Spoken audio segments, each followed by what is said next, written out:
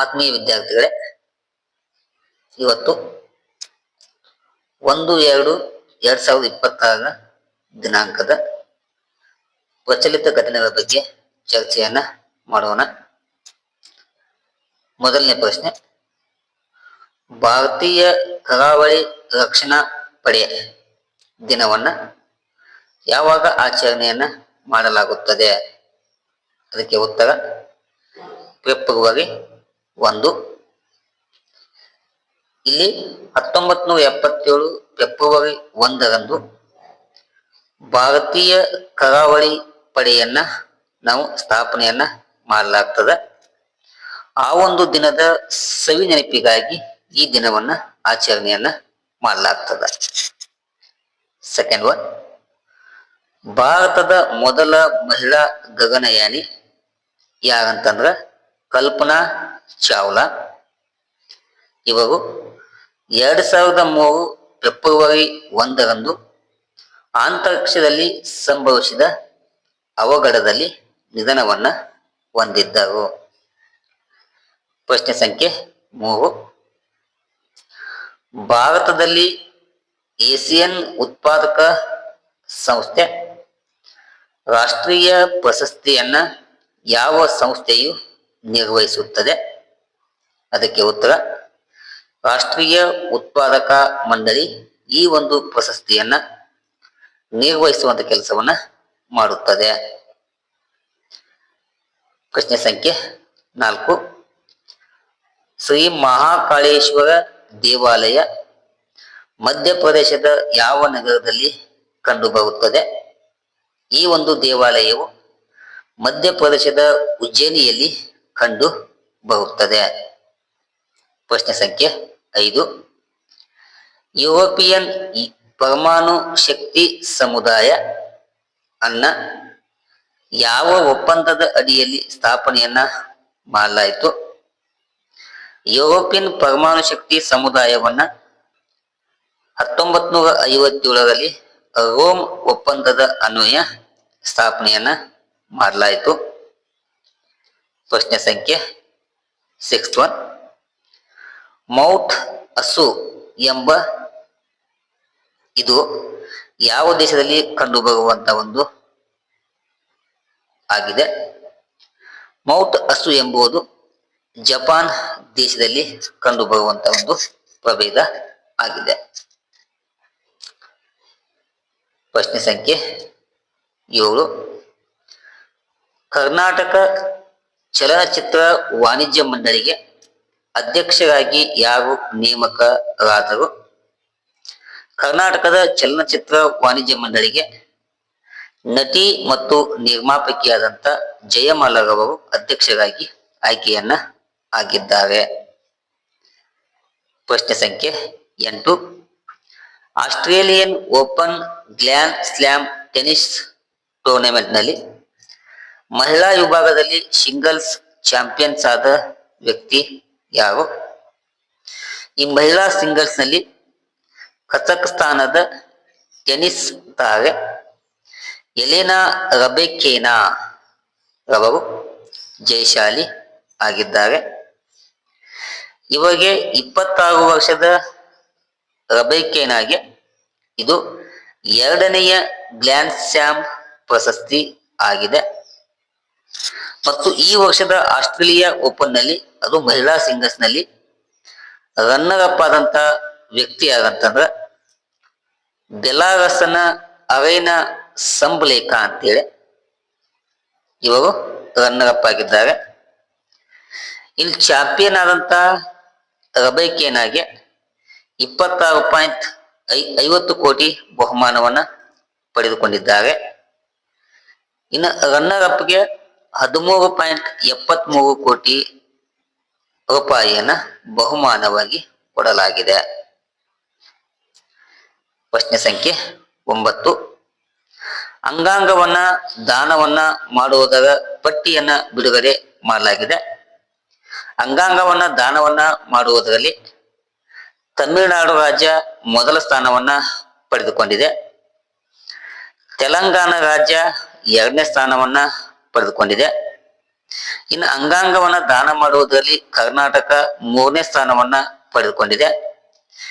4ನೇ ಸ್ಥಾನವನ್ನ ಮಹಾರಾಷ್ಟ್ರ ಪಡೆದುಕೊಂಡಿದೆ. ಇನ್ನು 5ನೇ ಸ್ಥಾನವನ್ನ ಗುಜರಾತ್ ರಾಜ್ಯವು ಪಡೆದುಕೊಂಡಿದೆ. ಇಲ್ಲಿ ನೀವೇ ಮಾಡ್ರಿ, ಕರ್ನಾಟಕವು ಹೊಂದಿರುವಂತ ಸ್ಥಾನವನ್ನ ಹೆಚ್ಚಾಗಿ ನೆನಪಿನಲ್ಲಿ ಇಟ್ಕೊಳ್ಬೇಕಾಗ್ತದ.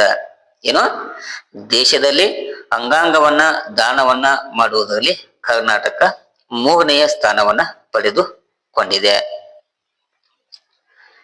ಪ್ರಶ್ನೆ ಸಂಖ್ಯೆ 10. ಇತ್ತೀಚೆಗೆ IMF ವರದಿಯನ್ನ ಬಿಡುಗಡೆ ಮಾಡಿದೆ.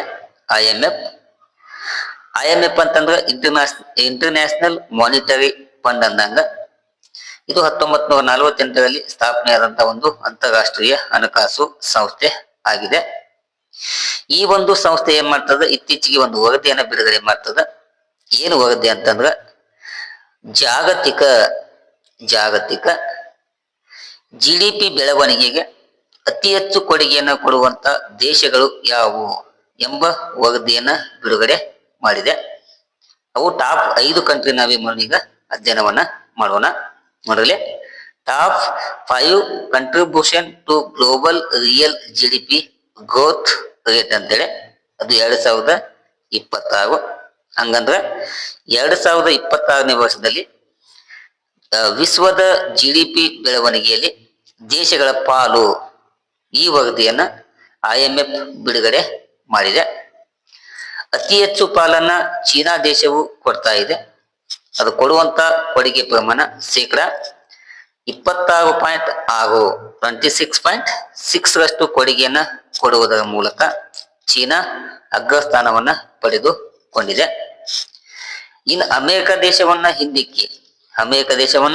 ಹಿಂದಿಕ್ಕಿ ಭಾರತ ದೇಶವು 2ನೇ ಸ್ಥಾನವನ್ನ ಪಡೆದುಕೊಂಡಿದೆ. ಹೀಗಾಗಿ ಭಾರತ ಎಷ್ಟು ಪಾಲಂತಂದ್ರ ಶೇಕಡಾ 17ರಷ್ಟು ಪಾಲನ್ನ ಪಡೆಯುವುದರ ಮೂಲಕ ಜಾಗತಿಕವಾಗಿ 2ನೇ ಸ್ಥಾನವನ್ನ ಹೊಂದಿದೆ. ಇನ್ನು 3ನೇ ಸ್ಥಾನವನ್ನ ಯುನೈಟೆಡ್ ಸ್ಟೇಟ್ಸ್, ಅದು 9.9ರಷ್ಟು ಕೊಡುಗೆಯನ್ನ ಕೊಡುವುದರ ಮೂಲಕ 3ನೇ ಸ್ಥಾನವನ್ನ ಪಡೆದುಕೊಂಡಿದೆ. ಇನ್ನು 4ನೇ ಸ್ಥಾನವನ್ನ ಇಂಡೋನೇಷಿಯಾ ದೇಶ ಪಡೆದುಕೊಂಡಿದೆ. ಅದೆಷ್ಟಂತಂದ್ರ 3.8ರಷ್ಟು ಕೊಡುಗೆಯನ್ನ ಪಡೆದುಕೊಂಡಿದೆ. ಇವು ಟಾಪ್ ಇರುವಂತ ದೇಶಗಳ ಪಟ್ಟಿ ಆಗಿದೆ. ನೀವೇ ಮಾಡ್ರಿ, ಮೊದಲನೇ ಸ್ಥಾನ ಯಾವುದು? ಚೀನಾ, ಅದು ಎಷ್ಟಿದೆ? 2ನೇ ಸ್ಥಾನ ಮತ್ತು 3ನೇ ಸ್ಥಾನದ ಬಗ್ಗೆ ಹೆಚ್ಚಾಗಿ ಗಮನವನ್ನ ಹರಿಸಬೇಕಾಗ್ತದ. ಇದು ಅತಿ ಪ್ರಮುಖವಾದಂತ ವಿಷಯ ಆಗಿದೆ. ಪ್ರಶ್ನೆ ಸಂಖ್ಯೆ 11. ಕರ್ನಾಟಕದಲ್ಲಿ ನೈಸರ್ಗಿಕ ರಬ್ಬರ್ ಉತ್ಪಾದನೆಯಲ್ಲಿ ಯಾವ ಜಿಲ್ಲೆಯು ಪ್ರಥಮ ಸ್ಥಾನದಲ್ಲಿ ಕಂಡು ಬರ್ತದ? ಕರ್ನಾಟಕದ ನೈಸರ್ಗಿಕ ಉತ್ಪಾದನೆಯಲ್ಲಿ ದಕ್ಷಿಣ ಕನ್ನಡ ಜಿಲ್ಲೆಯು ಪ್ರಥಮ ಸ್ಥಾನವನ್ನ ಪಡೆದುಕೊಂಡಿದೆ. ಇನ್ನು ಇತ್ತೀಚಿನ ಮಾಹಿತಿ ಪ್ರಕಾರ ದೇಶದಲ್ಲಿ ಸಕ್ಕರೆ ಉತ್ಪಾದನೆಯಲ್ಲಿ ಯಾವ ರಾಜ್ಯವು ಮೊದಲ ಸ್ಥಾನವನ್ನ ಪಡೆದುಕೊಂಡಿದೆ ಮತ್ತು 2ನೇ ಸ್ಥಾನವನ್ನ ಪಡೆದುಕೊಂಡಿದೆ ಎಂಬ ಮಾಹಿತಿ ಲಭ್ಯವಾಗಿದೆ. ಸಕ್ಕರೆ ಉತ್ಪಾದನೆಯಲ್ಲಿ ಪ್ರಥಮ ಸ್ಥಾನವನ್ನ ಪಡೆದುಕೊಂಡಿರುವಂತಹ ರಾಜ್ಯ ಅದು ಮಹಾರಾಷ್ಟ್ರ ರಾಜ್ಯ, ಅದು ಮೊದಲ ಸ್ಥಾನವನ್ನ ಪಡೆದುಕೊಂಡಿದೆ. ಆ ರಾಜ್ಯವು 78.7 ಲಕ್ಷ ಟನ್ ಸಕ್ಕರೆಯನ್ನ ಉತ್ಪಾದನೆ ಮಾಡುವುದರ ಮೂಲಕ ಅಗ್ರಸ್ಥಾನವನ್ನ ಪಡೆದುಕೊಂಡಿದೆ. ಇನ್ನು 2ನೇ ಸ್ಥಾನ ಅದು ಉತ್ತರ ಪ್ರದೇಶ ರಾಜ್ಯವು 2ನೇ ಸ್ಥಾನವನ್ನ ಪಡೆದುಕೊಂಡಿದೆ. ಈ ಒಂದು ರಾಜ್ಯವು 55.1 ಲಕ್ಷ ಟನ್ ಅಷ್ಟು ಸಕ್ಕರೆಯನ್ನ ಉತ್ಪಾದನೆಯನ್ನ UP ರಾಜ್ಯವು ಮಾಡುತ್ತದೆ. ಇದು 2ನೇ ಸ್ಥಾನವನ್ನ ಪಡೆದುಕೊಂಡಿದೆ. ಪ್ರಶ್ನೆ ಸಂಖ್ಯೆ 13. ಸರ್ಕಾರಿ ಕಚೇರಿಗಳಲ್ಲಿ ಪ್ಲಾಸ್ಟಿಕ್ ಬಾಟಲಿಗಳನ್ನ ಬಳಸಬಾರದು ಎಂಬ ನಿಯಮವನ್ನ ಇತ್ತೀಚೆಗೆ ಯಾವ ರಾಜ್ಯವು ಘೋಷಣೆಯನ್ನ ಮಾಡಿದೆ? ಅದು ಕರ್ನಾಟಕ ರಾಜ್ಯ ಇತ್ತೀಚೆಗೆ ಘೋಷಣೆಯನ್ನ ಮಾಡಿದೆ. ಅದರ ಜೊತೆಗೆ ಏನ್ ಮಾಡ್ಬೇಕಂತ, ಸರ್ಕಾರಿ ಕಚೇರಿಗಳಲ್ಲಿ ನಂದನಿ ಉತ್ಪನ್ನಗಳನ್ನೇ ಬಳಸುವಂತೆ ರಾಜ್ಯ ಸರ್ಕಾರ ಆದೇಶವನ್ನ ಮಾಡಿದೆ. ಇದು ಮತ್ತೊಂದು ಪ್ರಮುಖವಾದ ಪ್ರಶ್ನೆ. ಇನ್ನೊಂದು ಬಹಳ ಅತಿ ಪ್ರಮುಖವಾದಂತ ಪ್ರಶ್ನೆ, ಪ್ರಾದೇಶಿಕ ಅಸಮತೋಲನ ನಿವಾರಣೆಗೆ ಸಂಬಂಧಪಟ್ಟಂತಹ ನಂಜುಂಡಪ್ಪ ವರದಿಯನ್ನ ಪರಿಶೀಲನೆ ಮಾಡಲು ಮತ್ತೊಂದು ಸಮಿತಿಯನ್ನ ನೇಮಕವನ್ನ ಮಾಡಲಾಗಿತ್ತು. ಆ ಒಂದು ಸಮಿತಿಯ ಅಧ್ಯಕ್ಷ ಯಾರಂತಂದ್ರ ಪ್ರೊಫೆಸರ್ ಎಂ ಗೋವಿಂದ್ ರಾವ್ ಅಂತೇಳಿ. ಇವರ ಅಧ್ಯಕ್ಷತೆಯಲ್ಲಿ ನಾವು ಏನ್ ಮಾಡಿದ್ವಿ, ಪ್ರಾದೇಶಿಕ ಅಸಮತೋಲನ ನಿವಾರಣಾ ಸಮಿತಿಯನ್ನ ನೇಮಕ ಮಾಡಿದ್ವಿ. ಈ ಒಂದು ಸಮಿತಿಯು ಇತ್ತೀಚೆಗೆ ತನ್ನ ವರದಿಯನ್ನ ಕೊಡುವಂತ ಕೆಲಸವನ್ನ ಮಾಡ್ತಿ. ಈ ವರದಿಯಲ್ಲಿ ನಂಜುಂಡಪ್ಪ ಸಮಿತಿ ಸಲ್ಲಿಸಿದ್ದ ವರದಿಯಲ್ಲಿದ್ದ ಹಿಂದುಳಿದ ತಾಲೂಕುಗಳ ಸ್ಥಿತಿಗತಿಗಳನ್ನ ಪರಿಶೀಲನೆ ಮಾಡುವುದಕ್ಕಾಗಿ ರಚನೆಯಾದಂತ ಸಮಿತಿ ಇದಾಗಿತ್ತು. ಈ ಸಮಿತಿಯ ಪ್ರಮುಖವಾದಂತ ಅಂಶಗಳ ಏನಂತಂದ್ರ, ಇದು ಕೂಡ ಪಟ್ಟಿಯನ್ನ ಮಾಡಿದೆ.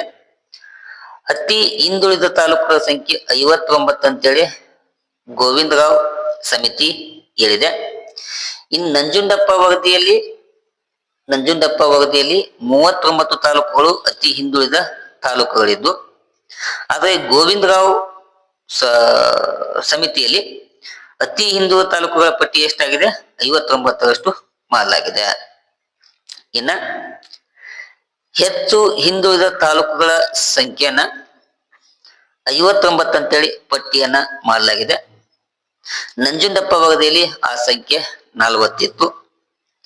ಇನ್ನು ಹಿಂದುಳಿದ ತಾಲೂಕುಗಳ ಸಂಖ್ಯೆ ಗೋವಿಂದರಾವ್ ಸಮಿತಿಯಲ್ಲಿ 59 ಮಾಡಲಾಗಿದೆ. ಇನ್ನ ನಂಜುಂಡಪ್ಪ ಸಮಿತಿಯಲ್ಲಿ 35 ಹಿಂದುಳಿದ ತಾಲೂಕುಗಳು ಇದ್ದು, ಒಟ್ಟಾರೆಯಾಗಿ ಗೋವಿಂದರಾವ್ ಸಮಿತಿ 177 ತಾಲೂಕುಗಳನ್ನ ಪಟ್ಟಿ ಮಾಡಲಾಗಿದೆ. ನಂಜುಂಡಪ್ಪ ವರದಿ 114 ತಾಲೂಕುಗಳನ್ನ ಪಟ್ಟಿಯನ್ನ ಮಾಡಲಾಗಿತ್ತು. ಈ ಒಂದು ಅಂಕಿಅಂಶವನ್ನ ಗಮನಿಸಿದಾಗ ನಂಜುಂಡಪ್ಪ ವರದಿಗಿಂತ ಗೋವಿಂದರಾವ್ ಅವರ ಪ್ರಾದೇಶಿಕ ಅಸಮತೋಲನ ಒಂದು ವರದಿ ಒಳಗ ಕರ್ನಾಟಕದಲ್ಲಿ ಹಿಂದುಳಿದ ತಾಲೂಕುಗಳ ಸಂಖ್ಯೆ ಏನಾಗಿದೆ, ಸ್ವಲ್ಪ ಹೆಚ್ಚಳವನ್ನ ಕಂಡಿರುವುದು ಈ ಅಂಕಿಅಂಶವನ್ನ ಗಮನಿಸಿರುವಾಗ ನಮಗೆ ಕಣ್ಣಿಗೆ ಕಾಣ್ತದ. ಇಷ್ಟಾದ್ಮೇಲೆ ಈ ಗೋವಿಂದರಾವ್ ಸಮಿತಿಯಲ್ಲಿ ಕೆಲವೊಂದು ಪ್ರಮುಖ ಅಂಶಗಳನ್ನ ನಾವು ಚರ್ಚೆಯನ್ನ ಮಾಡೋಣ. 2022 ಮತ್ತು 23ನೇ ಸಾಲಿಗೆ ಹಿಂದುಳಿದ ತಾಲೂಕುಗಳ ಪ್ರಮಾಣ 65% 72.8ಕ್ಕೆ ಹೆಚ್ಚಳವಾಗಿದೆ ಎಂಬ ಅಂಶವನ್ನ ಬಿಡುಗಡೆ ಮಾಡಿದೆ. ಏನು 65% ಇತ್ತು, ಆ 65% 72.8ಕ್ಕೆ ಹೆಚ್ಚಳ ಆಗಿದೆ ಎಂಬ ಅಂಶವನ್ನ ತಿಳಿಸಿ ಕೊಟ್ಟಿದೆ. 15 ವರ್ಷದ ಅವಧಿಗೆ ಹಣಕಾಸನ್ನ ಖರ್ಚು ಮಾಡುವಂತಹ ಒಂದು ವಿಧಾನವನ್ನ ಈ ಒಂದು ಸಮಿತಿ ಮಾಹಿತಿಯನ್ನ ಕೊಟ್ಟಿದೆ. ನಮಗೆ ಹಂಚಿಕೆಯಾದಂತಹ ಹಣ 43,453 ಕೋಟಿ ಹಂಚಿಕೆಯಾಗಿದ್ದು, ಅದರಲ್ಲಿ ಬಿಡುಗಡೆಯಾದಂತಹ ಹಣ 35,380 ಕೋಟಿ ಹಣ ಬಿಡುಗಡೆಯಾಗಿದ್ದು, ಇನ್ನು ವಾಸ್ತವಿಕವಾಗಿ ನಾವೇನ್ ಮಾಡಿದ್ವಿ, 32,610 ಕೋಟಿ ರೂಪಾಯಿ ಹಣವನ್ನ 2007-8 2022 ಮತ್ತು 23 ತನಕ ನಾವೇನ್ ಮಾಡಿದ್ವಿ, ಹಣವನ್ನ ಖರ್ಚನ್ನ ಮಾಡಿದ್ವಿ. ನಿಜವಾಗಿ ಹಂಚಿಕೆಯಾಗಿದ್ದೆ ಎಷ್ಟು, 43,000 ಕೋಟಿ. ವಾಸ್ತವವಾಗಿ ನಾವು ವೆಚ್ಚ ಮಾಡಿದ ಎಷ್ಟು, 32,610 ಕೋಟಿಯನ್ನು ನಾವು ವೆಚ್ಚವನ್ನ ಮಾಡಿದ್ವಿ. ಇದು ಇರುವಂತ ಅಂಕಿಅಂಶ. ಈಗ ಈ ಗೋವಿಂದರಾವ್ ಸಮಿತಿ ಏನಿದೆಯಲ್ಲ, ಈ ವರದಿ ಬಂದ ನಂತರ ಮುಂದಿನ 5 ವರ್ಷಕ್ಕಾಗಿ ನಾವ್ ಎಷ್ಟು ಅಮೌಂಟ್ ಅನ್ನ ಖರ್ಚು ಮಾಡ್ಬೇಕಂತೇಳಿ ಆ ಅಮೌಂಟ್ ಅನ್ನ ನಮಗೆ ತಿಳಿಸುವಂತ ಕೆಲಸವನ್ನ ಮಾಡಿದೆ. ಈಗ ಮುಂದಿನ 5 ವರ್ಷಕ್ಕೆ ಬೇಕಾಗಿರುವಂತಹ ಹಣಕಾಸಿನ ಮೊತ್ತ ಎಷ್ಟಂತಂದ್ರ 43,914 ಕೋಟಿ ಹಣ ಮುಂದಿನ 5 ವರ್ಷಕ್ಕೆ ಬೇಕಾಗಿದೆ ಎಂಬ ಒಂದು ಅಂಶವನ್ನ ಈ ಸಮಿತಿ ತಿಳಿಸಿ ಕೊಟ್ಟಿದೆ. ಇದಾದ್ಮೇಲೆ ಹಿಂದುಳಿದ ತಾಲೂಕುಗಳ ಪೈಕಿ 60% ತಾಲೂಕುಗಳು ಉತ್ತರ ಕರ್ನಾಟಕ ಭಾಗದಲ್ಲಿ ಕಂಡು ಬರ್ತಾವು. ಇನ್ನು ಅತಿ ಹೆಚ್ಚು ಹಿಂದುಳಿದ ತಾಲೂಕುಗಳ ಪ್ರಮಾಣ ಕಲಬುರಗಿಯಲ್ಲಿ ಹೆಚ್ಚಾಗಿ ಕಂಡು ಬರ್ತಾ ಇದ್ದು, ಇಲ್ಲಿ 42% ತಾಲೂಕುಗಳು ಕಂಡು ಬರ್ತಾವು. ಇನ್ನು ಅತಿ ಹೆಚ್ಚು ಹಿಂದುಳಿದ ತಾಲೂಕುಗಳ ಪೈಕಿ ಬೆಳಗಾವಿ ವಿಭಾಗ ವ್ಯಾಪ್ತಿಯಲ್ಲಿ ಶೇಕಡ 34ರಷ್ಟು ತಾಲೂಕುಗಳು ಕಂಡು ಬರುತ್ತವೆ ಎಂಬ ಅಂಶ ಬೆಳಕಿಗೆ ಬಂದಿದೆ. ಇನ್ನು ಈ ಸಮಿತಿಯ ಪ್ರಮುಖ ಅಂಶಗಳು ಏನಂತಂದ್ರ ಪ್ರಮುಖ ಶಿಫಾರಸುಗಳು: ಮಲೆನಾಡು ಪ್ರದೇಶ ಅಭಿವೃದ್ಧಿ ಮಂಡಳಿ ಬಯಲುಸೀಮೆ ಅಭಿವೃದ್ಧಿ ಮಂಡಳಿ ರದ್ದುಗೊಳಿಸಲು ಸರ್ಕಾರಕ್ಕೆ ಶಿಫಾರಸನ್ನ ಮಾಡಿದೆ. ಶಿಕ್ಷಣ, ಆರೋಗ್ಯ, ಕೌಶಲ್ಯ ಅಭಿವೃದ್ಧಿಗೆ 43,914 ಕೋಟಿ ಹಂಚಿಕೆ ಅಗತ್ಯ ಇದೆ ಅಂತೇಳಿ ಮಾಹಿತಿಯನ್ನ ಕೊಟ್ಟಿದೆ. ಇನ್ನು ರಾಜ್ಯದಲ್ಲಿ 1,484 ಹೊಸ ಕರ್ನಾಟಕ ಸಾರ್ವಜನಿಕ ಶಾಲೆಗಳನ್ನ ಸ್ಥಾಪಿಸಬೇಕು ಎಂಬುದನ್ನ ಶಿಫಾರಸನ್ನ ಮಾಡಿದೆ. ಇನ್ನು ವಿಜಯನಗರ, ವಿಜಯಪುರ, ರಾಮನಗರದಲ್ಲಿ 3 ಹೊಸ ವೈದ್ಯಕೀಯ ಕಾಲೇಜುಗಳನ್ನ ಸ್ಥಾಪನೆಯನ್ನ ಮಾಡಬೇಕಂತೇಳಿ ವರದಿಯಲ್ಲಿ ಮಾಹಿತಿಯನ್ನ ಕೊಟ್ಟಿದೆ. 5. ರಾಜ್ಯದಲ್ಲಿ ಕೈಗಾರಿಕೆ ಉದ್ಯಾನವನಗಳ ಅಭಿವೃದ್ಧಿಗೆ 2,000 ಕೋಟಿ ಹಣವನ್ನ ಅನುದಾನವನ್ನ ಮೀಸಲಾಗಿ ಇಡಬೇಕು ಎಂಬುದನ್ನ ತಿಳಿಸಿಕೊಟ್ಟಿದೆ. ಇನ್ನ 1,000 ಕೋಟಿ ರೂಪಾಯಿ ವೆಚ್ಚದಲ್ಲಿ ಸುಧಾರಿತ ಸಂಪರ್ಕವನ್ನ ಸಾಧಿಸಬೇಕು ಎಂಬ ಅಂಶವನ್ನ ಈ ಸಮಿತಿ ನಮಗೆ ತಿಳಿಸಿ ಕೊಟ್ಟಿದೆ. ಇಷ್ಟು ಇತ್ತೀಚೆಗೆ ಪ್ರಾದೇಶಿಕ ಅಸಮತೋಲನಗೆ ಸಂಬಂಧಪಟ್ಟಂತಹ ನೇಮಕವಾದಂತಹ ಗೋವಿಂದ ರಾವ್ ಸಮಿತಿಯ ಕೆಲವೊಂದು ಪ್ರಮುಖ ಅಂಶಗಳನ್ನ ನಿಮಗೆ ತಿಳಿಸುವಂತ ಕೆಲಸವನ್ನ ಮಾಡಿದ್ದೇನೆ. ಓಕೆನಾ? ಇಲ್ಲಿಗೆ ಇವತ್ತಿನ ಪ್ರಚಲಿತ ಘಟನೆಗಳನ್ನ ತರಗತಿಯನ್ನ ಮುಗಿಸುವಂತ ಕೆಲಸವನ್ನ ಮಾಡ್ತೇನೆ. ಇಲ್ಲಿಯ ತನಕ ತರಗತಿ ವೀಕ್ಷಣೆ ಮಾಡಿದ ಎಲ್ಲ ನಮ್ಮ ಮುದ್ದು ವಿದ್ಯಾರ್ಥಿಗಳಿಗೆ ಧನ್ಯವಾದಗಳನ್ನ ತಿಳಿಸ್ತಾ ಈ ತರಗತಿಯನ್ನ ಇಲ್ಲಿಗೆ ಮುಗಿಸ್ತೇನೆ. Thank you. ನಮಸ್ಕಾರ.